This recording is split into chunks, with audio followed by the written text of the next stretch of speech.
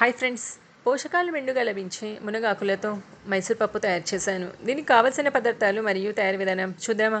ముందుగా 1 గ్లాస్ మైసూర్ పప్పు మంచిగా వాష్ చేసుకోవాలి. పప్పును ఉడికించడానికని 1.5 గ్లాస్ వాటర్ వేసుకోవాలి. మునగాకులను మంచిగా వాష్ చేసి 1/2 గ్లాస్ వేసుకోవాలి. 1 ఆనియన్ సన్నగా కట్ చేసి వేసుకోవాలి. అండ్ 2 టమాటోస్ మంచిగా వాష్ చేసి చిన్నగా కట్ చేసి వేసుకోవాలి. వీటన్నింటిని వేసుకున్న తర్వాత క్యాప్ పెట్టి పప్పును 1 విజిల్ వచ్చేంత వరకు ఉడికించుకోవాలి. మైసూర్ పప్పును ఉడికించడానికి 1 విజిల్ సరిపోతుంది. మరి ఎక్కువగా ఉడికిస్తే పప్పు మరీ మెత్తగా అయిపోయి రుచి రాదు. కాబట్టి 1 విజిల్ వచ్చేంత వరకు ఉడికించుకుంటే సరిపోతుంది. అందులో 1/2 గ్లాస్ వాటర్ వేసుకోవాలి. టేస్ట్కి సరిపడా సాల్ట్, కొద్దిగా పసుపు, 1/2 స్పూన్ కారం, కొద్దిగా కొత్తిమీర మంచిగా వాష్ చేసి చిన్నగా కట్ చేసి వేసుకోవాలి.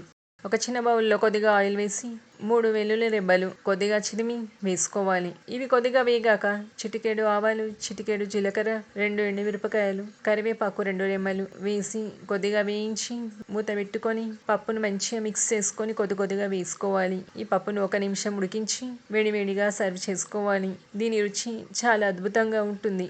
మీరు కూడా ఒకసారి ట్రై చేసి చూడండి, చాలా బాగుంటుంది.